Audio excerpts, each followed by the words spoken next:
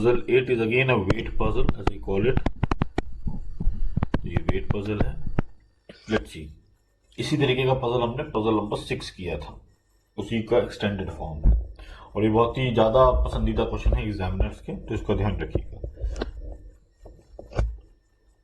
A shopkeeper needs to measure integral kgs। Integral kilograms का मतलब होता है क्या? इंटीग्रल केजीज का मतलब आपके जो भी वेट मेजर करोगे वो केजी में होगा और इंटीग्रल होगा, मतलब 1 kg, 2 kg, 5 kg, 7 kg। A shopkeeper needs to measure the integral kgs of rice varying from 1 to 121 kg। तो 1 से लेके 121 kg तक उसे मेजर करना है। He is allowed to put weights on both sides of the balance। तो he is allowed to put weights on both sides of the balance। तो अब वो बैलेंस, अगर आप पजल नंबर 6 देख के आए हो तो थोड़ा आइडिया लग गया होगा आपको, तो उसको इजाजत है दोनों तरफ बैलेंस के वेट रखने की।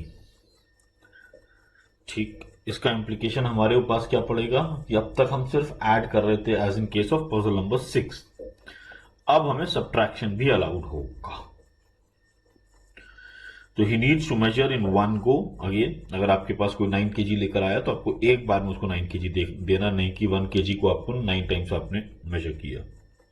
What are the minimum number of weights that he needs to possess to do this. तो उसके पास कितने वेट होने चाहिए कि वो ये सारा काम सुचारू रूप से कर सके।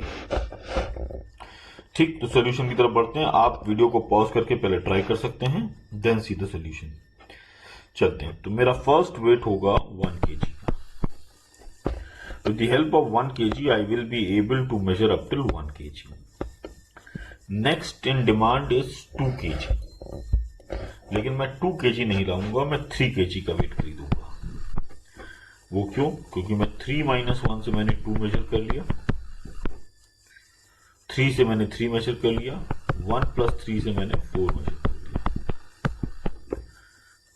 ठीक, तो is allowed to put weights on both side of the balance का मतलब ये नहीं कि वो आप एक साइड में नहीं रख सकते, एक साइड में तो रख ही सकते हो, दोनों साइड में भी रख सकते हो। तो 1 और 3 की मदद से I can do up till 4, तो मैं 4 तक मेजर कर सकता हूं। तो next in demand for me is 5, तो मुझे चाहिए है 5। Instead of bringing 5, what I will bring is the last found number plus the next in demand. तो लास्ट फाउंड मेरा क्या था 4, नेक्स्ट इन डिमांड क्या है 5, so the next weight that I will bring in will be 9। तो 9 की help से मैं 9 - 1, 3 - 1 से मैं 5 मेजर कर लूंगा। 9 - 3 से आई कैन मेजर 6, 9 - +1 - 3 से I can do up to 7।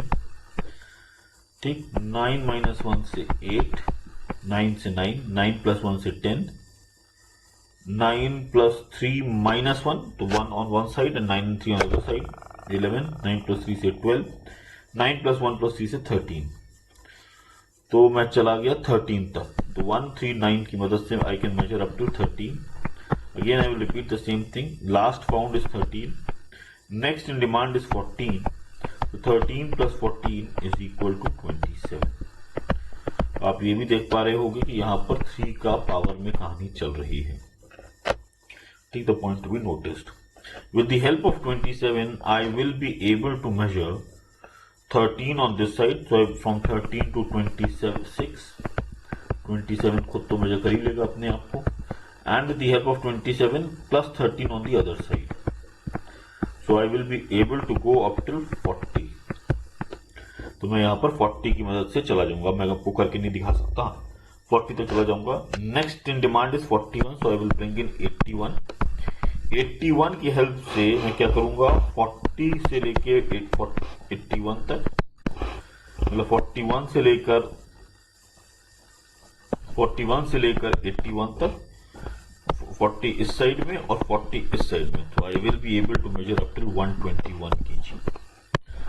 तो 121 यही काम 9 में भी हुआ था। तो आपकी गाड़ी रुक गई थी 4 पे, तो 9 के 4 इधर और 4 उधर, तो आप ले गए थे 13 तक।